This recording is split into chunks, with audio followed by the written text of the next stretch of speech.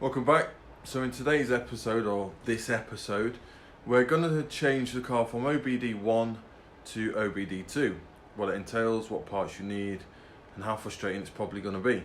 But this will enable us to look at the error codes that we get, and this will help us diagnose this misfire or the overfueling issue that we are having. I have ordered some additional new parts, such as new math, some new knock sensors. That's about it really, because I've replaced everything else already. So enjoy the video. If you've got any questions, please ask in the comments, and let's get on it.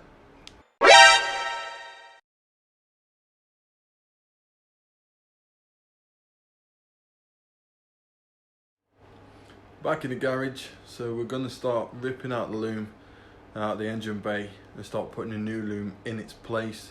I'm not going to do the fuse box side tonight because I can't get down that side of the car, but I am going to do the engine bay side of it. So we'll just get that done, nice and simple, and call it a day.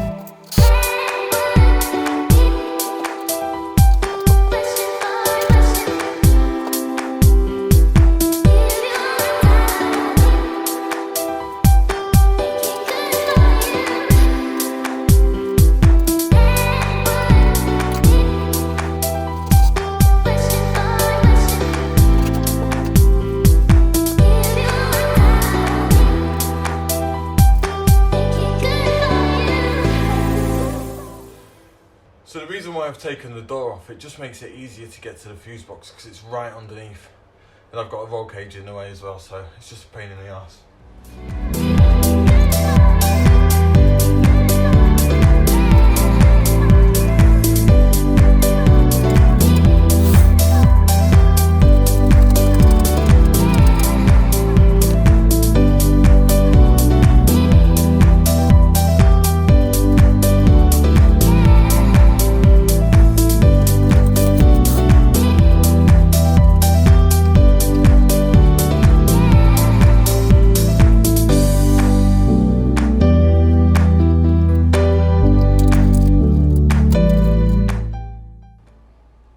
It's never pretty being underneath here, but there's a few connectors I've just got to whip out the back, and I'll be able to pull them through the bulkhead and then start thinking about slotting a new one in.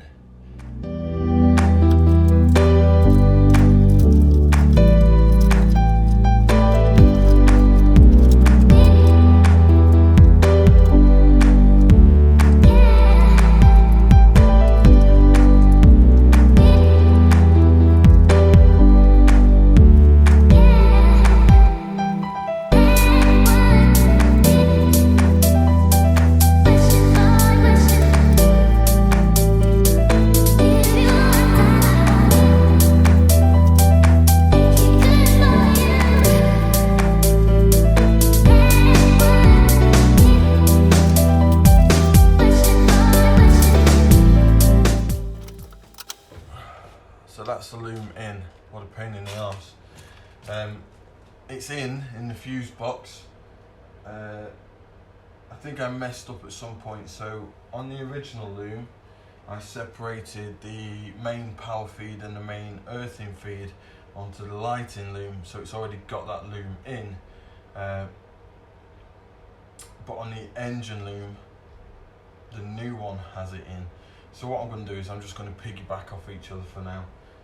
It doesn't matter, they're getting the same feed, but I just want to piggyback off each other. And they just go directly straight back to the fuse box anyway. So I don't think it'll be a big issue. So now what I'm going to do is start taking down the engine harness to replace with the new OBD2 harness.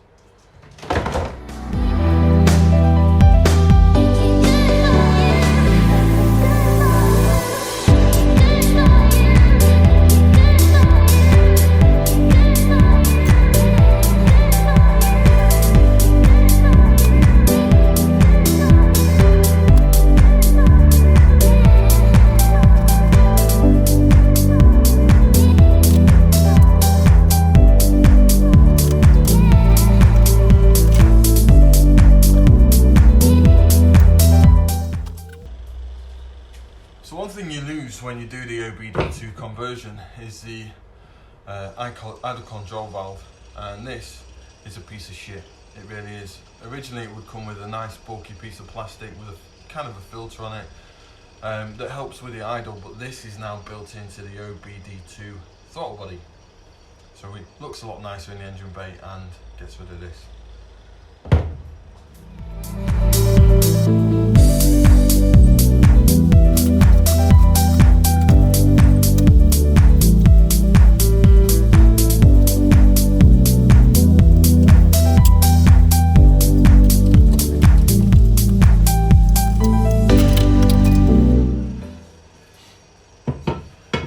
And the other thing that you have to kind of sort out then is these.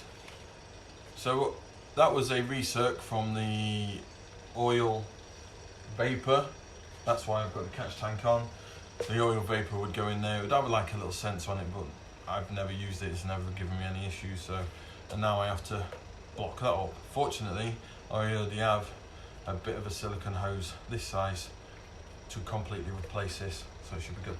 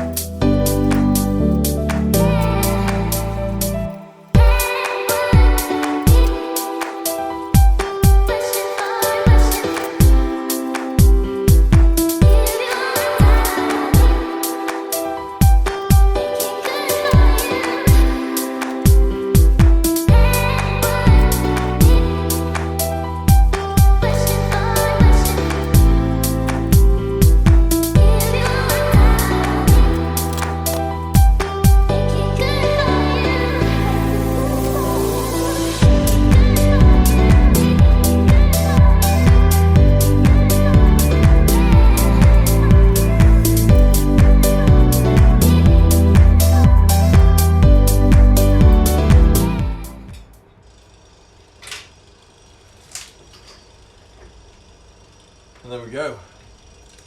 Old OBD1 engine loom.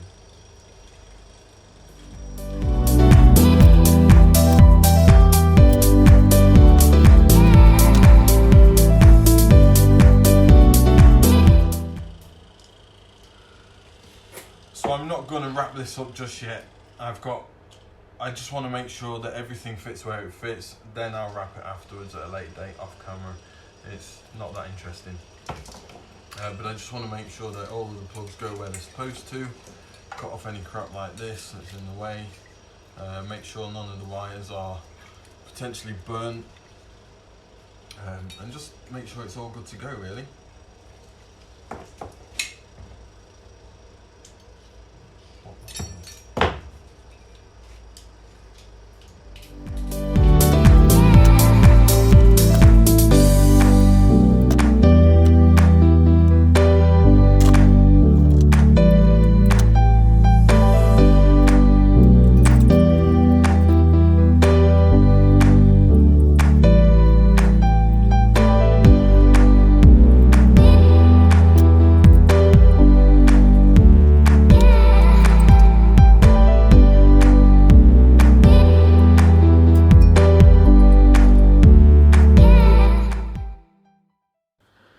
So I've taken the intake manifolds off, and in the same time I've been waiting for a OBD2 manifold to turn up, because obviously I've got the throttle body to go on as well. So my theory is, even though I could make a plate up for this, or an adapter plate to put that throttle body on that, I want to just remove any element of me fucking up. So I bought this, it was nice and cheap. It came with the lower manifold as well, but I don't need that because the one on the car's already been ported and gasket matched and everything like that.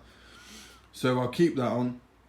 I'm going to throw this on with the OBD2 throttle body, and once it works and if it's good, I'll take it back off, prep it all, or I'll get it sandblasted, and I think I'm going to have this powder coated instead of just brush painting it with engine enamel, because that looks fucking shit. I really don't like it, and that has to be black, so I might as well get that done at the same time. So also what I think I'll do is I'll take that with me to get powder coat, to get shot blast, so then I can sell it on, because I don't think I'll need it anymore.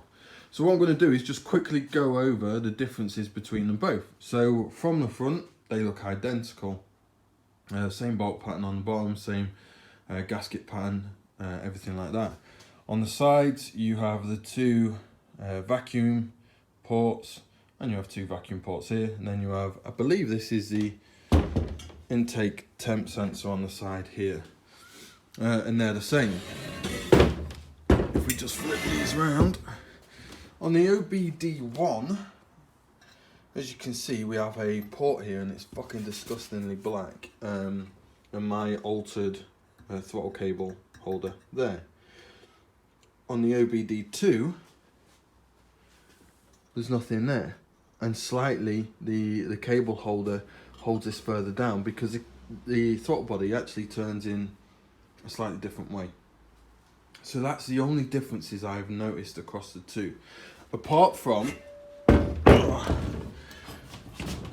that motherfucker is a lot bigger, and the bolt patterns are completely different compared to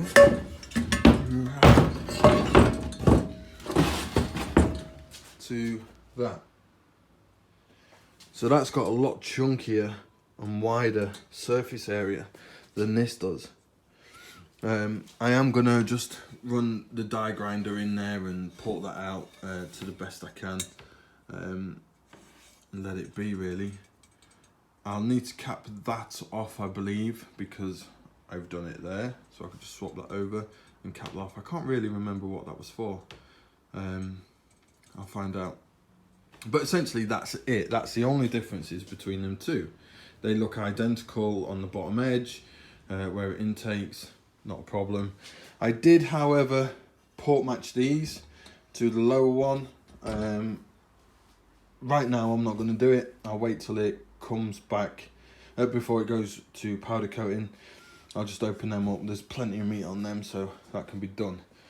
In regards to the throttle bodies, I again opened this up, ported it. It's nice and smooth.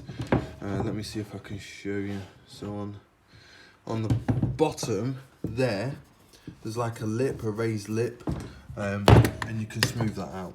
As long as you don't go too far past the butterfly, you're generally alright.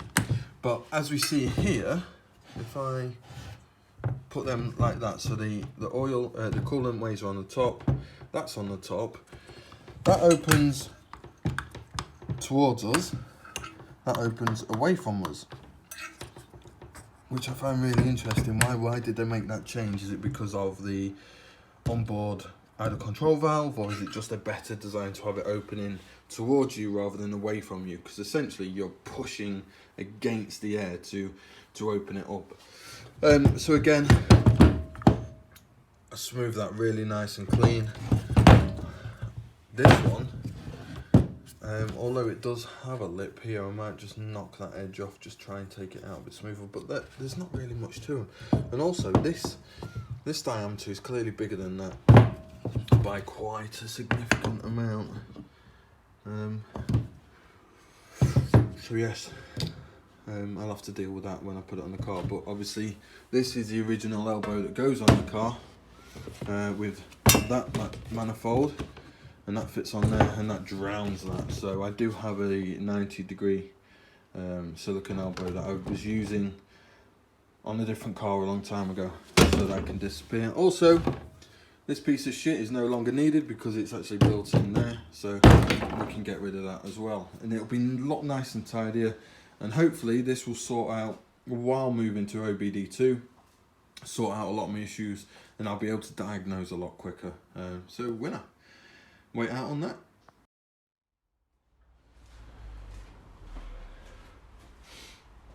So what I'm going to do now, I've just cleaned up the intake manifold, the top half, and I'm just going to put it on, bolt all that up, bolt the throttle body on, start putting things back together, and then just see how we get on really. I still need to change the lambda sensor, so I'm going to have to jack the car up and get underneath, and then we'll see how we get on.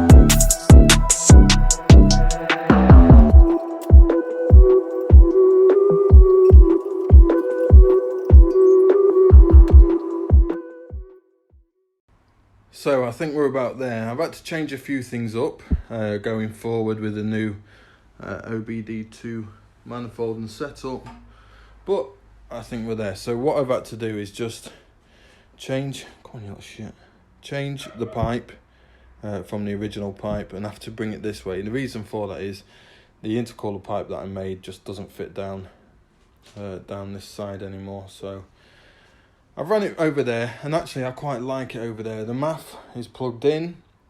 I think the air temp sensor, outside air temp sensor, is just plugged in just behind it, and obviously that's not a great place for that to be. So I'm thinking, do I extend this pipe in, just bring it round quite nicely and bring it down here, or do I keep it nice and short and I bring it round, just come round here and come round the front again where it was. So I will need to put in, obviously, vent holes in the headlight, which not a problem, I've done it before. Just whack a big hole in there and it should breathe quite well.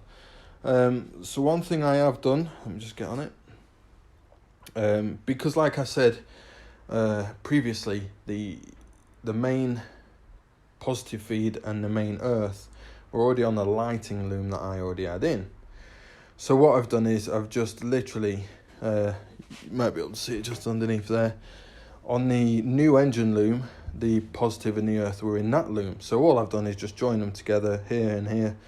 So here's the new earths. I used an old earthing point off the old intake manifold, just cut the tab off and bolted it down. That actually works a lot better. So if I do need to bring this out, it's easily removable, and all I've done is just put the positives in there. And on the fuse box side, again, they're just joined together. So there's just 2 extra wires. They're not really doing anything, they're just 2 extra wires. So there are some obviously plugs still missing. This is the secondary water pump. We have the oil breather pipe, whatever it was there, not needed. So I've not plugged them in. They've got nothing to be plugged into anyway. So yeah, all I've got left to do now is just plug the new lambda sensor in and then plug it in underneath. Then we'll try and start her. So fingers crossed.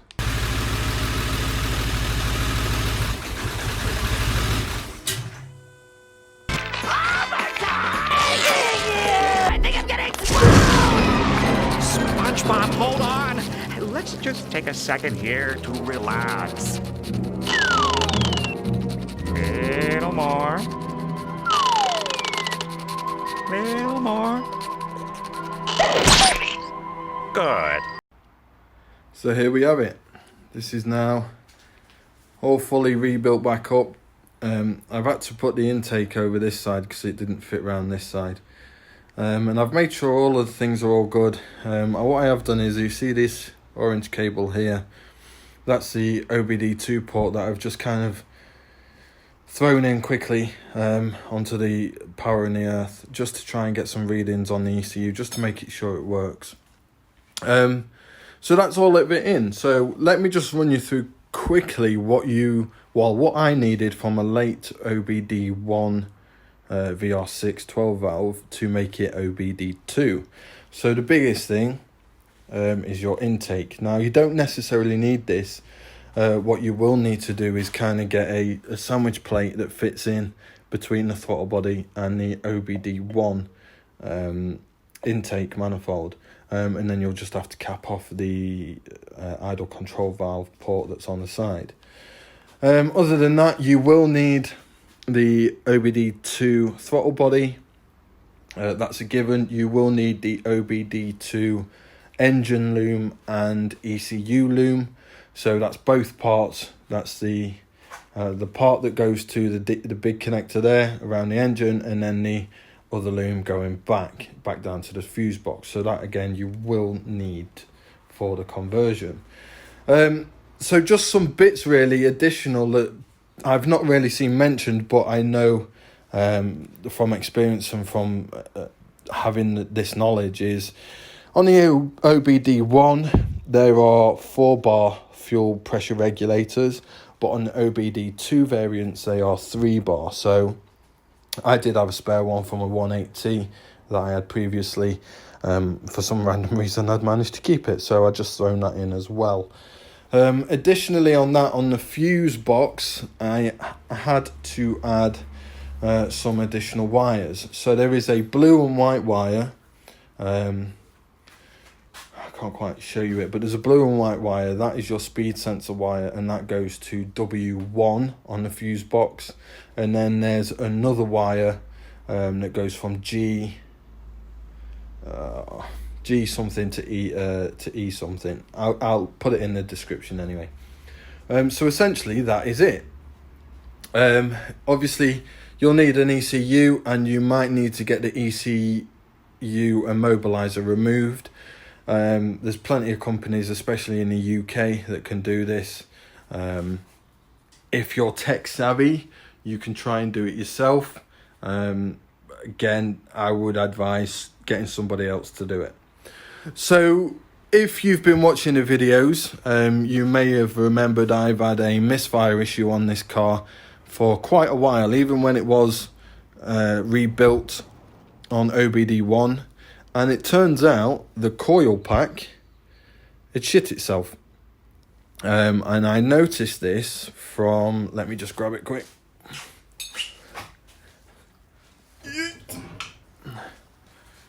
So here is the OBD, the old Coilpack, and there's a pin on the right hand side that is completely burnt out. It's pretty much fucked, to be honest. And it looks like, well, it's charred, the plastic's burnt and everything like that. And it turns out I bought a new one because I was having a misfire issue again, even on this OBD2 setup. So that's a new one that arrived today, and she runs like a dream. Honestly, I've already started her a few times now. Just let her get up to temperature, cool down. Let her get up to temperature, cool down. I've checked for leaks. There's no leaks, and she's nice and quiet. So what I'll do now is I'll just set you on the tripod, and I'll show you how it started, and then yeah, winner.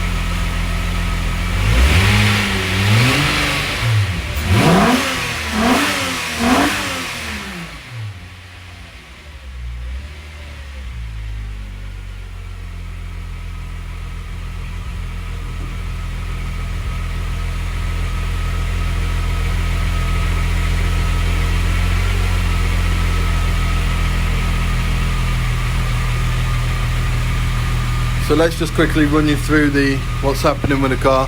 Seems to be running really well. She sounds quite nice. There's no tapping coming from the tappets. The head has had all new springs, valves, you name it. Brand new everything in the head. So I'm happy that it's nice and silent. What I will do now is I'll go through over the next few days, just tidying up this wiring, making sure it's all nice and clean. Find a new home for the ECU.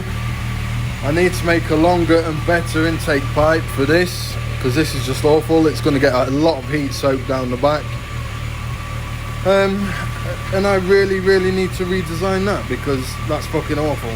It's just I might as well just not have it on there. So let me quickly show you the fuse box. Go on in there, thank you. So currently this is how she looks. Like I said, there's a lot of wires in there at the moment. Focus. So what I'll do is I'll tidy that back up and put it all back nice and neat, and we're good to go. But essentially, let me switch on the lights. Whoop. You can see that she has got a rev counter. She's got a bit of fuel. She's got temp sensor.